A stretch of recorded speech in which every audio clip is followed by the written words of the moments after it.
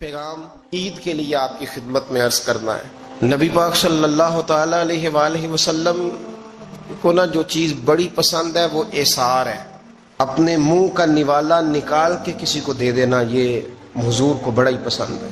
قربانی کرنا، ایثار کرنا، ضرورت ہوتے ہوئے کسی کی مدد کرنا۔ قرآن مجید آپ پڑھے نا تو صحابہ کی تعریف قرآن نے بیان کی، فرمایا وَيُؤْثِرُونَ عَلَىٰ أَنفُسِهِمْ وَلَوْ كَانَ بِهِمْ خَصَاصَةٌ، فرمایا وہ دوسروں پر اثار کر دیتے ہیں چاہے انہیں کتنی ہی ضرورت کیوں نہ ہو۔ عید قریب آ گئی، باوجود پابندیوں کے بازاروں میں رش بڑھ گیا۔ ہم تو سن رہے تھے کہ لوگوں کا کاروبار بند ہے، پر پتہ نہیں لوگ اتنی خریداری کرنے کیسے پہنچ گئے۔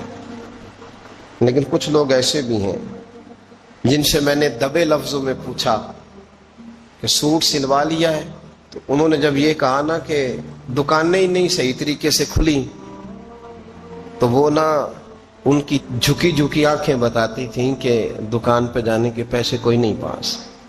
ایک شاعر تھا تو وہ کہتا ہے کہ میں کھلونوں کی دکان کے پاس سے گزرا، میں بھی ساتھ تھا، میرا بیٹا بھی اور میرا پوتا بھی۔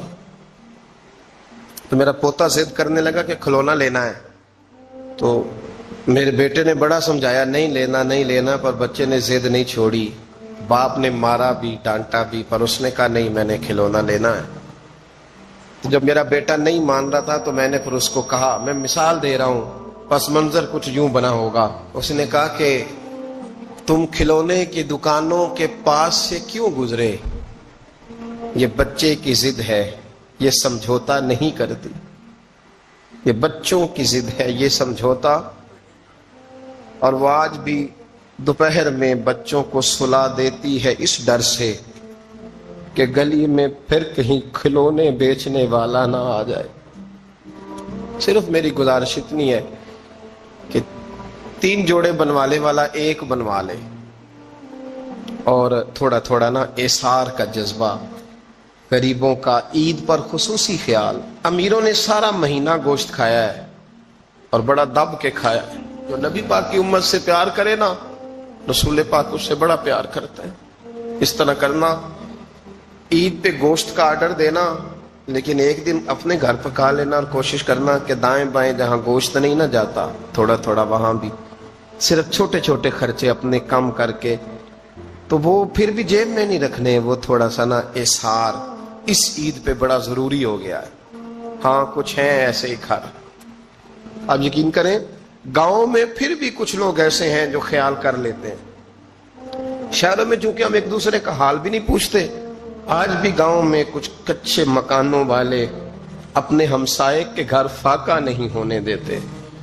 تھوڑی تھوڑی یہ اپیل ہے، میری خاص اپیل ہے، یاد رکھنا تھوڑا سا۔ میرا ایک دوست سے بڑا ہی پیار ہے، بڑا ہی، مجھے بڑی محبت ہے، میں ضروری تو نہیں ہر بندے کے منہ پہ کہا جائے۔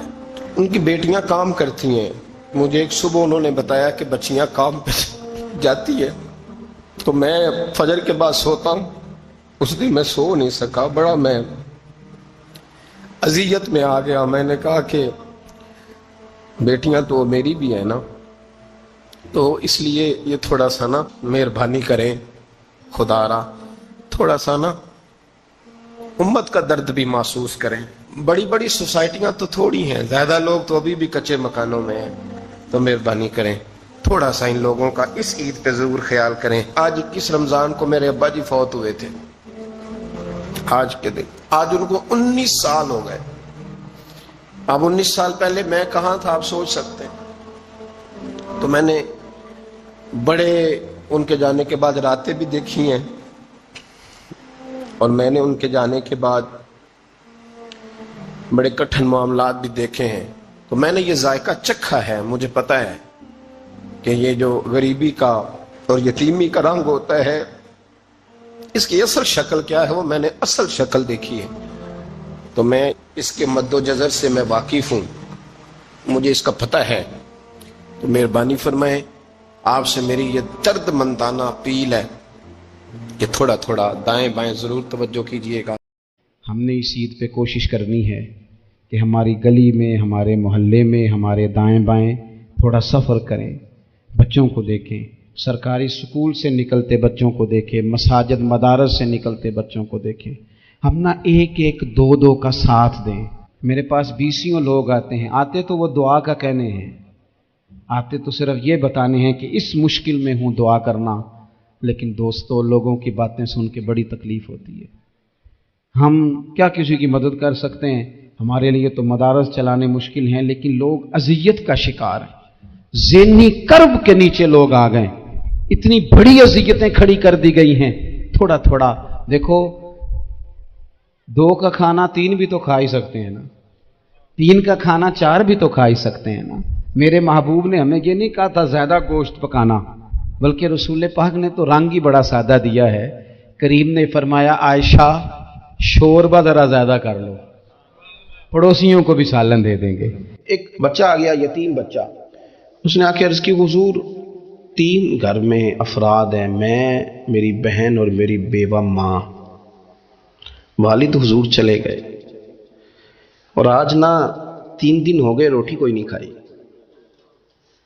میں اس منظر کو بھی جانتا ہوں کہ جب یتیم گھر میں اکٹھے بیٹھے ہوتے ہیں اور پتہ ہوتا ہے ان کو کہ ہماری اماں کے پاس آج پیسے کوئی نہیں اور گھر میں روٹی بھی کوئی نہیں، تو پھر ان کو بھوک ہی نہیں لگتی.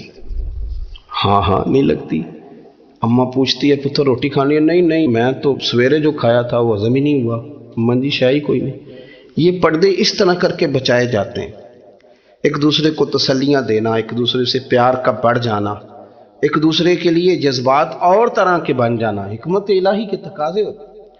یا رسول اللہ صلی اللہ تعالی علیہ وسلم بیوہ ماں ہے، یتیم بہن ہے، 3 دن سے کھایا کچھ نہیں. قربان جائیں وہ گھر جہاں سے کائنات کھاتی ہے ساری. حضور نے فرمایا بلال جا نہ جا کے ساری ازواج مطہرات سے پوچھ گھر میں کیا ہے. حضرت بلال کہتے ہیں میں سارے گھاری پوچھ آیا، ٹٹول آیا، ٹوٹل 21 کھجوریں نکلی. یہ 2 جہاں کے شاہ ہیں اور پاس کچھ رکھتے نہیں. 2 جہاں کی نعمتیں ہیں، ان کے خالی ہاتھ میں حضور کے سارے گھر کو میں ڈھونڈ 21 کھجوریں نکلی تو لا کے میں نے پیش کر دی، تو حضور نے ڈائریکٹ اس کو نہیں دی، نبی پاک نے اپنے ہاتھ پہ رکھ لی. اور کہتے ہیں پھر حضور نے نا اپنا منہ مبارک قریب کیا کھجوروں کے. صحابہ خود فرماتے ہیں کہ یہ جو حضور نے منہ مبارک قریب کیا ہے نا تو نبی پاک برکت کی دعا کر رہے تھے. 21 کھجوروں پہ برکت کی دعا ہوئی. حضور نے اس بچے کو بلایا، تھپکی دی، فرمایا لے جا 7 تیری 7 تیری بہن کی. انہیں معمولی نہ سمجھنا ہو تو حضرت بلال کہتے ہیں حضور 3 بھی دے دینا کبھی تو 30 سال ختم ہی نہیں ہوتی. 30 سال گزر جاتے ہیں، نکالتے رہو کھاتے رہو، ختم ہی نہیں ہوتی. حضرت سیدنا ابو ہریرہ رضی اللہ تعالیٰ عنہ فرماتے ہیں حضور نے فرمایا 7 تیری، 7 تیری بہن کی، 7 تیری والدہ کی، اور 7 حضور نے اور بھی تلقین فرمائی. فرمایا ایک سویرے کھایا کرنا، ایک شام کو کھایا کرنا. یہ لے جا. حضرت سیدنا بلال حبشی کہتے ہیں رضی اللہ تعالیٰ عنہ کہ بچہ لے کے جب باہر نکلا تو حضرت سیدنا معاذ ابن جبل دوڑ کے گئے اور جا کے بچے کے سر پہ شفقت سے ہاتھ پھیرا. کہا فکر نہ کرنا، رب کریم تجھے بہترین سرپرست عطا کرے گا، پتر پریشان نہ ہونا، اللہ تیری مدد کرے گا. صرف حوصلہ دیا، سر پہ دست شفقت پھیرا. بچہ چلا گیا تو حضور نے فرمایا معاذ ادھر آؤ نا ذرا. یا رسول اللہ حکم ہو. فرمایا کس چیز نے تمہیں اٹھایا بچے کے سر پہ ہاتھ رکھنے کے لیے؟ کس نے تمہیں کہا؟ کس چیز نے تمہیں اٹھایا جو تم بچے تک پہنچ گئے؟ عرض کی یا رسول اللہ وہ جو میرے دل میں اللہ نے یتیم کے لیے رحمت رکھی ہے نا، اس نے مجھے اٹھایا تھا، اور میں نے جا کے اس کے سر پہ دست شفقت پھیرا. تو حضور فرمانے لگے سن پھر، جو کسی یتیم کے سر پہ خالی ہاتھ بھی پھیر دے، جتنے بال اس کے ہاتھ کے نیچے آئیں گے نا، رب اتنی خطائیں معاف کرے گا، اتنی نیکیاں دے گا، اتنے درجے اس کے بلند کر دے گا. خالی دست شفقت ہی پھیر دے. دینا دلانا تو بعد کی بات ہے، اس کا خیال رکھنا. تو یہ جو ہمارے مدارس ہیں نا، ان میں اکثر بچے غریب ہوتے ہیں، لیکن کچھ بچے تگڑے گھروں کے بھی ہوتے ہیں، مالدار گھروں کے بھی ہوتے ہیں. اس میں اگر کوئی ایسا بچہ آ بھی جاتا ہے نا جو یتیم ہے، کمزور ہے، تو وہ اپنے آپ کو محسوس نہیں کرتا کمزور، کیونکہ وہ یہ نہیں سمجھتا کہ میں یتیم خانے میں آیا ہوں. اس کے ذہن میں مائنڈ سیٹ یہ ہوتا ہے کہ میں مدرسے میں آیا ہوں اور میں پڑھنے کے لیے آیا ہوں. اور چونکہ وہ کچھ وزادار بچے، مالدار بچوں کے ساتھ وقت گزارتا ہے، اسی دسترخوان پہ بیٹھ کے کھاتا ہے، اسی کلاس میں سب کے ساتھ بیٹھ کے پڑھتا ہے، تو اس کی عزت نفس مجروح ہونے کی بجائے طاقت پکڑتی. وہ برابری کی سطح پہ جب آتا ہے تو اسے محسوس ہوتا ہے کہ مجھے عزت دی جا رہی. اس لیے مدارس اسلامیہ میری نظر سب سے مضبوط جگہ ہیں جہاں مساکین کی، یتیموں کی، غریبوں کی صحیح معنوں میں کفالت بھی ہوتی ہے، تعلیم بھی ہوتی ہے۔ حضرت عبداللہ ابن مسعود رضی اللہ تعالیٰ عنہ سے جب کسی نے پوچھا تھا کہ بڑا عالم کون ہوتا ہے، تو آپ فرمانے لگے جو رب سے زیادہ ڈرے وہ بڑا عالم ہے۔ اور دلیل انہوں نے یہ دی کہ اللہ کریم نے قرآن مجید میں فرمایا ہے کہ انما یخشی اللہ من عبادہ العلماء، اللہ کے بندوں میں سے جو عالم ہیں وہ رب سے ڈرتے ہیں۔ تو دینی تعلیم، اس کی معلومات حاصل کرنے کی کوشش کریں، صحیح کریں۔ قرآن مجید کی ایک آیہ کریمہ کا کچھ حصہ جو میں نے تلاوت کیا، اس میں اللہ کریم نے فرمایا اپنے محبوب سے، کہا وَقُلْ رَبِّ زِدْنِی عِلْمًا، اے محبوب آپ میری بارگاہ میں یہ دعا مانگیں، آپ یہ عرض کریں کہ اے رب میرے علم میں اضافہ کر دے، اے مالک میرے علم میں اضافہ کر دے۔ بہت ساری چیزیں ایسی ہوتی ہیں جن کی زیادتی ٹھیک نہیں ہوتی، وہ زیادہ ہو جائیں تو نقصان کرتی ہیں، لیکن علم ایک ایسی چیز ہے کہ جس کے بارے میں رب کریم نے کہا کہ محبوب آپ دعا مانگیں کہ آپ کو زیادہ علم دیا جائے۔ اور پھر علم ایک ایسی چیز ہے کہ کوئی بھی آدمی یہ دعویٰ نہ کرے کہ میں نے اب بڑا حاصل کر لیا ہے، میری اب تکمیل ہو گئی ہے، میں اب مکمل ہو گیا ہوں۔ جن کو اللہ نے غیب کے خزانوں کی کنجیاں دی ہیں نا، ان سے بھی رب کریم نے کہا ہے کہ محبوب آپ دعا کریں کہ مالک میرے علم میں اضافہ کر دے۔ تو جب وہاں تک یہ بات ہے تو پھر عام آدمی کو بھی چاہیے کہ وہ اپنی معلومات میں اضافے کا شوق پیدا کرے۔ اور تیسری بات یہ کہ جو حضور کے علم شریف پر بات کرتے ہیں وہ بھی اس آیت سے سیکھیں کہ حضور کا علم تو ہر روز رب اس میں اضافہ فرما رہا ہے، تو ہر روز اضافہ ہو رہا ہے۔ وَلَلْآخِرَةُ خَيْرٌ لَكَ مِنَ الْأُولَىٰ، ہر روز ترقی ہو رہی ہے حضور کے علم شریف کی بھی۔ تو ہمارے ہاں زیادہ تر لوگ بات اس لیے سیکھتے ہیں کہ میں کوئی کہیں سے مسئلہ سیکھوں گا پھر جا کے اپنی مسجد کے امام کو تنگ کروں گا کہ وہاں تو میں یہ سن کے آیا ہوں تو یہاں یہ کام کیوں نہیں ہوتا۔ میں کوئی بات سیکھوں گا تو پھر میں اس سے بحث کا دروازہ کھولوں گا۔ علم کا مطلب ہی اپنے آپ کو سنوارنا ہے۔ معلومات حاصل کرنے کا مطلب یہ کہ آپ کے عمل میں پختگی آئے، آپ کے کردار میں پختگی آئے، آپ نے جو سیکھا ہے آپ اس کے مطابق اپنے آپ کو ڈھالیں۔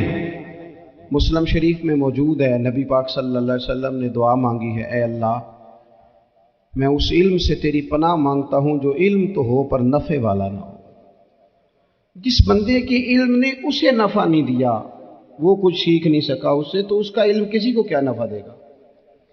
جب خود سے اس نے، اور صوفیہ کرام تو فرماتے ہیں کہ جو لوگ بڑی معلومات حاصل کر لیں، بڑی باتیں سیکھ لیں، پنچایت میں کسی کو بولنے نہ دیں، گھر میں کسی کو بولنے نہ دیں، بہت سارے لوگ تو علماء کو بھی مشورہ دیتے ہیں، بڑی باتیں کرے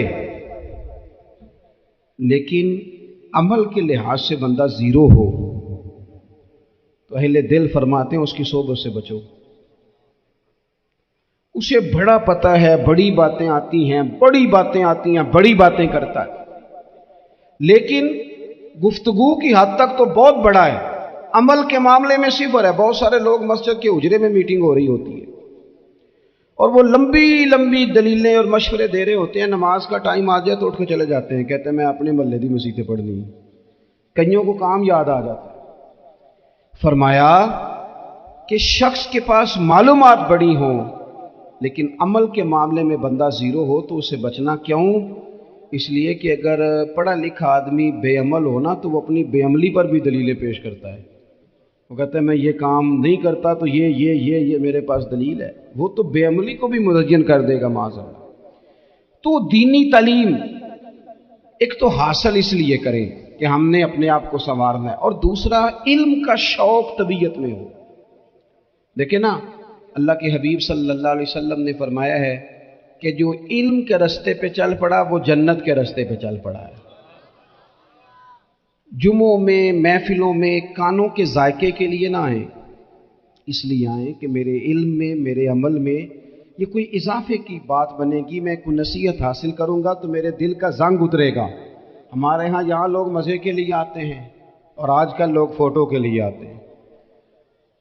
ان دو کاموں سے نکل کر خالص اصلاح کی نیت سے علم کا شوق، ہمارے ہاں تیزی سے ایک حرکت کی گئی، علماء کا وقار خراب کیا گیا اور لوگوں کو دینی علوم سے دور کیا گیا، اور اس میں بعض بیچارے واعظین اور خطباء نے بھی کردار ادا کیا جب جعلی پیر کی تعریفیں کھول کے کی، اور اسے پتہ نہیں کہاں تک یہ اسٹیج جو ہوتے ہیں نا، ان میں کوئی بندہ اچھا لگے بھی تو اس کے لیے دعا کرنی چاہیے، تعریفیں نہیں کرنی چاہیے۔ تعریفیں اس کا کوئی فائدہ نہیں ہے، اس بندے کو تو دعا کا فائدہ ہے، اگر آپ کو اچھا لگ رہا ہے تو اسے دعا دے، اس سے زیادہ کچھ نہیں کریں۔ اور ہمارے ہاں جناب وہ نقیب محفل بیچارے کی شامت آ جاتی ہے اگر تعریفیں تھوڑی کرے تو کہتے ہیں انہوں تو نام ہی نہیں لینا ہوں، اور بھائی اس کے نام لینے سے آپ کا قد اونچا ہوتا ہے۔ تو علم اور عالم، ان دونوں چیزوں سے قوم کو دور کیا گیا۔ دینی تعلیمات کا فقدان ہے، جو میٹرک تک لوگ 60-70 کتابیں پڑھ جاتے ہیں انہیں بھی قرآن پاک ٹھیک سے نہیں پڑھنا آتا، دور کیا گیا۔ آپ مجھے بتائیے، چلے ایک مسجد ہی آپ دیکھ لیں، اس مسجد کے اندر اگر ایک طرف ایک عالم دین مشکات شریف کھول کے بیٹھے ہوں، حدیث پاک کا درس ہو رہا ہے، یا بہار شریعت کھول کے بیٹھے ہیں، فقہی مسائل بیان کی، اور اسی مسجد میں ایک بابا جی جبہ پہن کے تگڑا سا بڑی سی پگڑی باندھ کے اور 500 دانے والی تسبیح لے کے بیٹھے ہیں، اب ایک بندہ اندر آتا ہے تو وہ کدھر جائے گا؟ عالم کی طرف کہ بابا جی کی طرف؟ وہ کیوں جا رہا ہے بھلا بابا جی کی طرف؟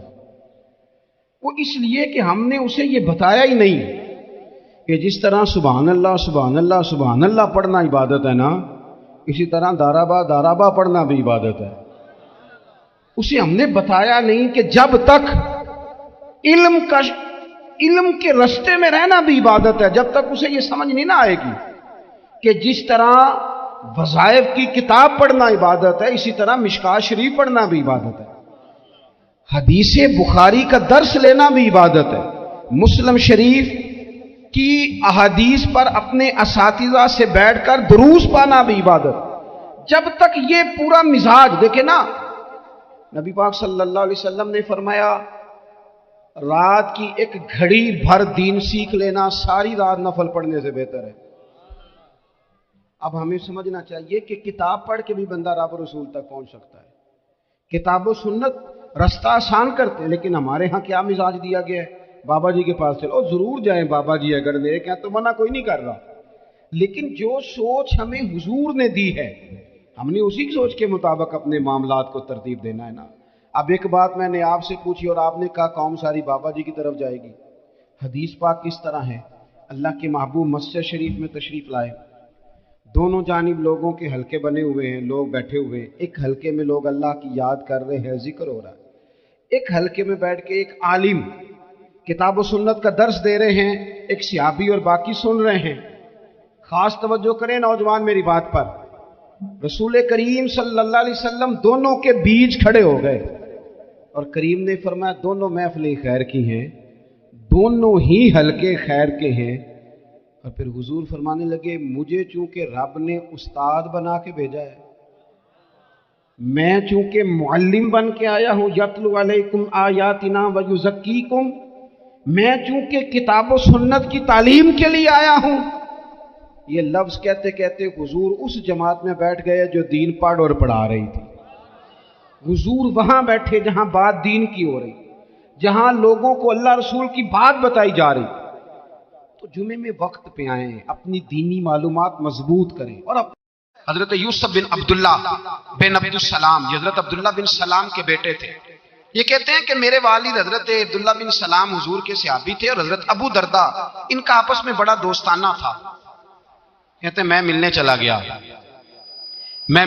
گیا، حضرت سیدنا ابو دردہ بیمار تھے، تیمارداری کرنے گیا۔ کہتے ہیں میں جب گیا تو مجھ سے کہنے لگے بھتیجے تو کیسے آ گیا؟ میں نے کہا آپ کا اور میرے ابا جی کا یارانہ بڑا تھا، دوستی نبھانے آیا ہوں، تو آپ پر آخری وقت تھا، نزع کا عالم تھا، میں نے کہا کوئی نصیحت کریں۔ تو حضرت ابو دردہ کہنے لگے بیٹا مجھ پر وہ وقت ہے کہ بہت بڑا جھوٹا بھی اس وقت میں سچ ہی بولتا ہے، اس وقت میں سچ بولتا ہے، سچ آپ فرمانے لگے میں رسول اللہ کا غلام رہا ہوں، ابو بکر صدیق کا مشیر رہا ہوں، فاروق اعظم کا مشیر رہا ہوں، میں نے صحابہ کے ساتھ وقت گزارا ہے، جاتے جاتے تجھے نصیحت کر رہا ہوں پلے سے باندھ لینا۔ حضرت یوسف بن عبداللہ بن سلام کہنے لگے حضور کہیے، فرمانے لگے بیٹا سجدہ کبھی نہ چھوڑنا، سجدہ نہ چھوڑنا، سجدہ نہ چھوڑنا۔ حضور کیا ملتا ہے؟ فرمایا میں نے اپنے نبی سے سنا ہے کہ بندہ رب کے سب سے زیادہ قریب اس وقت ہوتا ہے جب اس نے اپنا سر سجدے میں رکھا ہوتا ہے، اللہ کے قریب ہوتا ہے۔ کہاں ہوتا ہے؟ بول کے بتائیے، اس بات کو سمجھیے۔ فرمایا جب کسی نے سر رکھا ہو نا سجدے میں، مٹی پہ، صاف پہ، سیمٹ پہ، اس نے مسجد میں سر سجدے میں رکھا ہو تو یہ سر اس نے سجدے میں نہیں رکھا ہوا، یہ تو اس کا رب کے قریب چلا گیا سر۔ بندے کا اللہ سے قرب کہاں ہوتا ہے؟ سجدے میں۔ کس جگہ؟ اس لیے حضور نے فرمایا سجدے میں دعائیں زیادہ قبول ہوتی ہیں، سجدے میں دعائیں زیادہ قبول ہوتی ہیں۔ بندگی کی لذت، سرور، کیف، اس کے ذائقے۔ حضرت احنف بن قیس تابعی ہیں، صحابی کے شاگرد ہیں، فرماتے ہیں میں مسجد اقصی میں گیا، فلسطین میں مسجد اقصی میں، ایک شخص کو میں نے دیکھا، بڑا نورانی چہرہ اس کا، اور بڑا اس کے وجود کے اندر عجیب سی کشش، خوشبو دور تک پھیلی ہے۔ وہ بندہ نہ نماز نہیں پڑھ رہا تھا، سجدہ ہی کرتا جا رہا تھا، ایک سجدہ، دوسرا سجدہ، تیسرا سجدہ، اور سجدہ کرتا تو دیر تک سجدہ کرتا، پھر سجدہ کرتا تو دیر تک۔ کہتے ہیں جب وہ فارغ ہوا تو میں نے گزارش کی، کہتے ہیں جب وہ فارغ ہوئے تو میں نے گزارش کی، میں نے کہا بزرگوں ایک بات پوچھنے کو دل کرتا ہے۔ انہوں نے کہا پوچھو۔ کہنے لگے آپ اتنے سجدے کیوں کرتے ہیں؟ کہتے ہیں میں نے پوچھا تو بزرگوں نے رونا شروع کر دیا، اتنا روئے کہ ہچ کی بد گئی۔ پھر میں نے کہا حضور میں نے کوئی غلط بات پوچھ لی، آپ تو پریشان ہو گئے۔ کہنے لگے پھر رونے لگے۔ میں نے پھر کہا حضور آپ، میں نہیں پوچھتا سوال، کہتے پھر رونے لگے۔ 3 دفعہ روئے تو کہنے لگے سنو میں رسول اللہ کا صحابی ہوں، میں نبی پاک کا، میں نے اپنے حبیب سے سنا ہے کہ جب کوئی بندہ رب کو ایک سجدہ کرتا ہے تو اللہ اس کے گناہ معاف کرتا ہے، ایک سجدہ کرتا ہے تو اللہ کیا کرتا ہے؟ بولیے، اللہ گناہ بھی معاف کرتا ہے، رب اسے نیکی بھی عطا کرتا ہے، اور اپنی بارگاہ میں اس کا درجہ بھی بلند فرماتا ہے۔ ایک سجدہ اور 3 فائدے، گناہ بھی معاف ہوئے، نیکی بھی ملی، اور درجہ بھی بلند ہوا۔ کہتا ہے یہ کہہ کے بزرگ پھر رونے لگے۔ جب وہ خاموش ہوئے میں نے کہا حضور اگر ناراض نہ ہو تو مجھ پر تو کیفیت ہی عجیب طاری ہو گئی ہے، آپ کے اس رنگ نے میرا بھی رنگ بدل دیا ہے، پوچھ سکتا ہوں آپ کون ہیں؟ پوچھ سکتا ہوں آپ کون ہیں؟ کہتے جب میں نے سوال کیا تو انہوں نے پھر آنسو پونچھے، کہنے لگے میں رسول اللہ کا نوکر ابو ذر غفاری ہوں، میں ابو ذر غفاری ہوں، میں اپنی زندگی سجدے میں بتانا چاہتا ہوں، میں وقت اللہ کے حضور سجدہ کر۔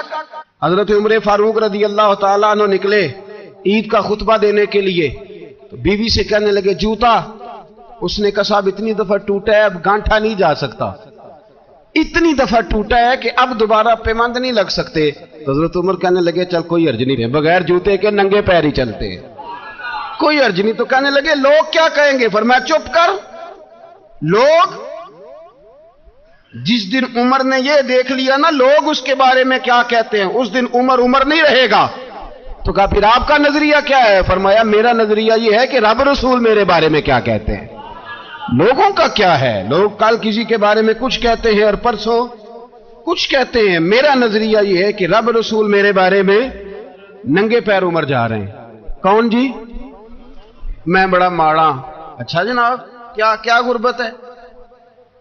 10 قسم کے جوڑے لٹکے ہوئے ہیں کمرے میں، اور پہننے کی فرصت نہیں، سویرے کیا پہننا ہے، شام کیا پہننا ہے، 15 سوٹ کٹھے استری ہو کے لانڈری والا بھیج رہا ہے، اور تو غریب ہے، تو بہت بڑا غریب ہے۔ اس لیے کہ غربت پیسوں کی وجہ سے نہیں ہوتی، غربت تو دل کی ہوتی ہے۔ تو واقعی بڑا غریب ہے اور تو غریب ہی رہے گا۔ امیر تو عمر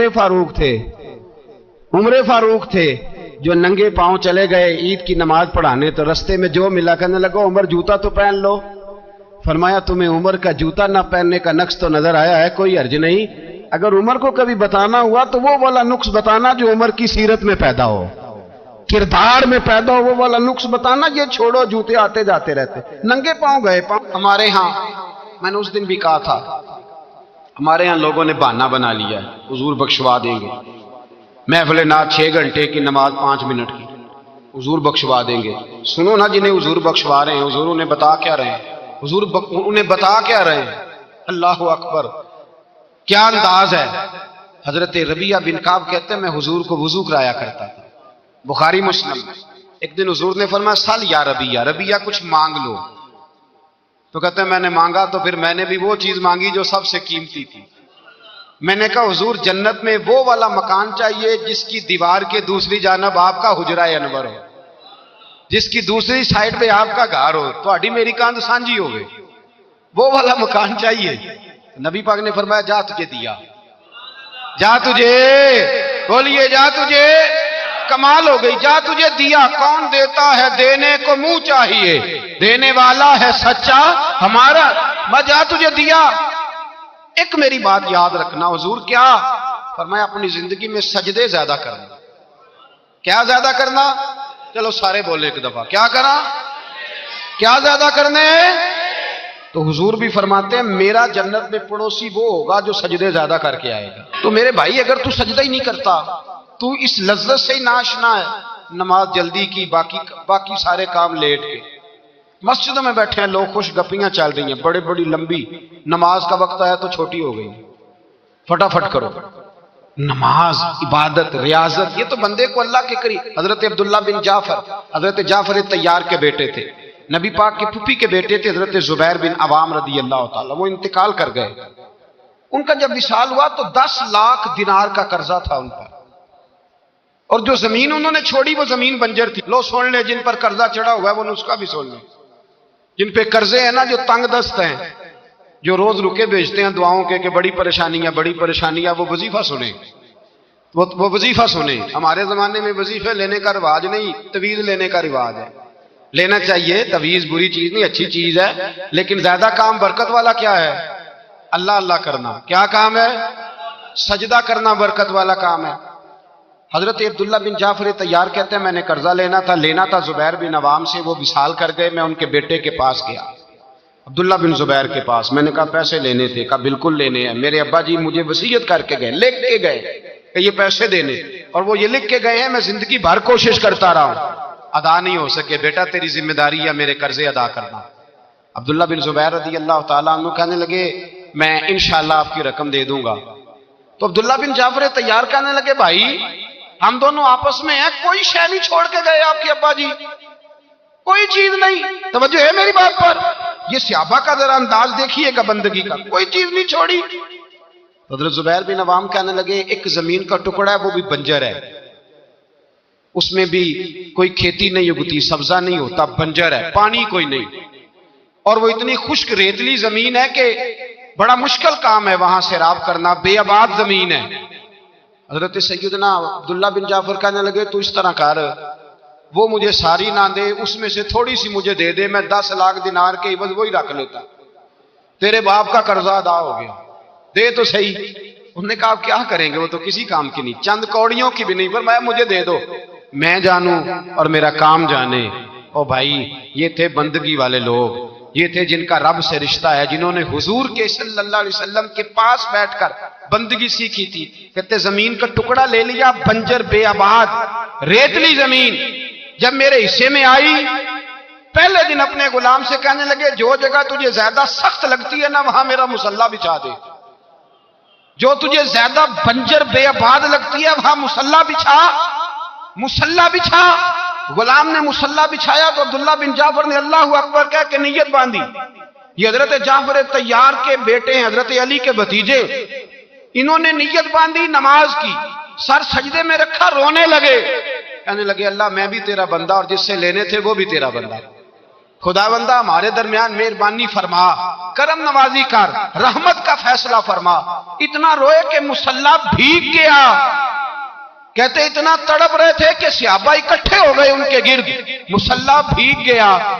جب بھیگا ہوا مصلی نماز مکمل کر کے اٹھایا نا، کہتے مصلی اٹھایا تو نیچے سے اللہ نے پانی کا چشمہ جاری فرما دیا، اللہ نے پانی کا چشمہ جاری کر دیا، فرمایا بناؤ حوض، کرو کھیتیاں سیراب۔ فرماتے ہیں جہاں ایک درخت نہیں اگتا تھا اللہ نے پورا باغ اگا دیا، جہاں ایک پھل نہیں ہوتا تھا وہاں عالی شان پھل لگ گئے، قرضے بھی ادا ہوئے، حضرت زبیر بن عوام کے بچوں کے پاس مال دولت بھی بچ گیا۔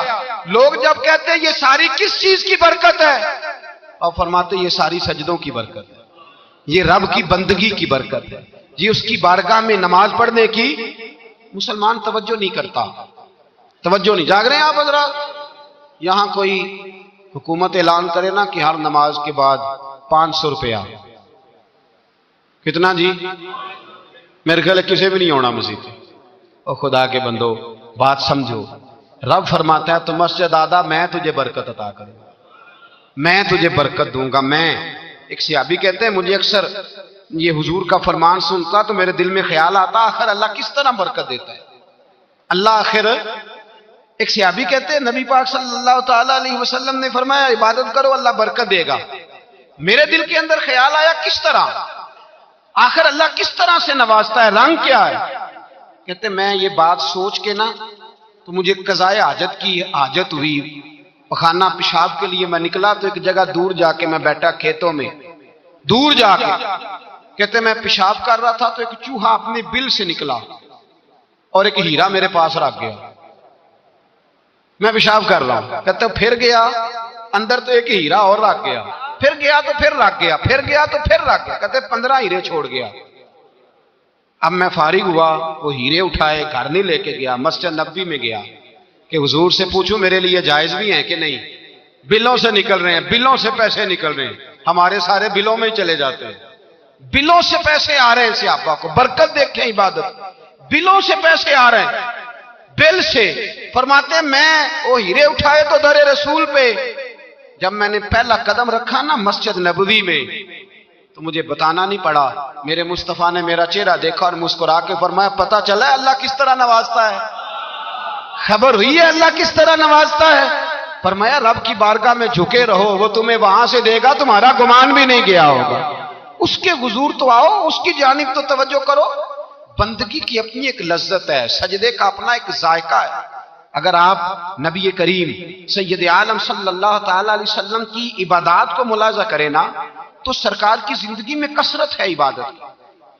اعلان نبوت سے پہلے کتنے کتنے مہینے حضور غار حرا میں عبادت کرتے، تنے تنہا۔ حرم کعبہ قریب تھا لیکن وہاں رش ہوتا تھا، لوگ ہوتے تھے۔ فرمایا میں اکیلے میں اپنے رب کو منانا چاہتا ہوں۔ کتنے کتنے ایام حضور غار حرا میں عبادت کرتے۔ پھر صحابہ کرام علیہم رضوان فرماتے کہ مدینہ منورہ میں حضور کا یہ رنگ ہوتا، اتنے لمبے سجدے کرتے کہ لگتا روح مبارک کی پرواز کر گئی، اتنے لمبے سجدے کرتے۔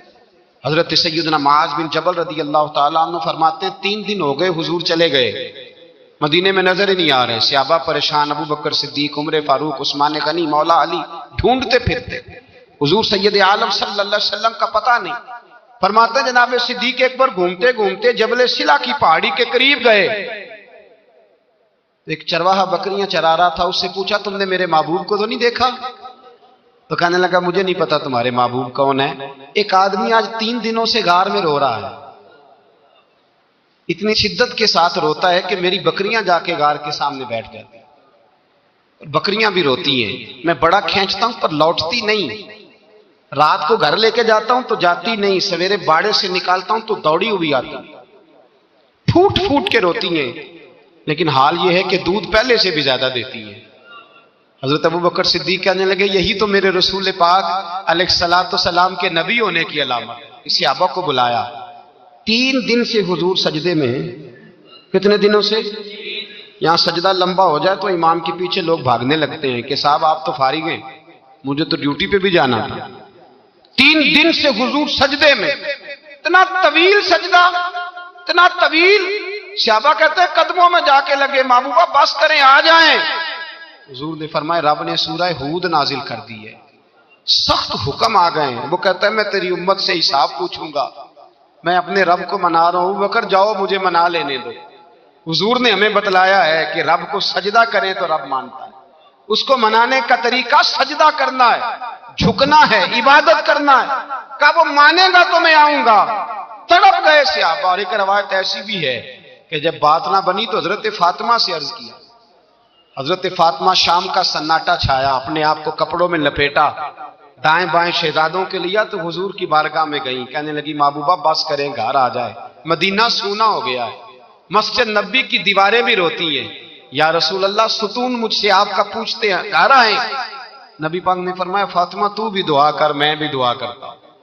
حضرت فاطمہ بھی ساتھ والے کونے میں سجدے میں گر گئی، پھر دعا ہوئی، پھر التجا ہوئی، حضرت جبریل آئے، کہنے لگے محبوبہ رب کہتا ہے سار اٹھاؤ، وَلَسَوْفَ يُؤْتِيكَ رَبُّكَ فَتَرْضَىٰ، اللہ فرماتا ہے میں آپ کو اتنا دوں گا کہ آپ مجھ سے راضی ہو جائیں گے۔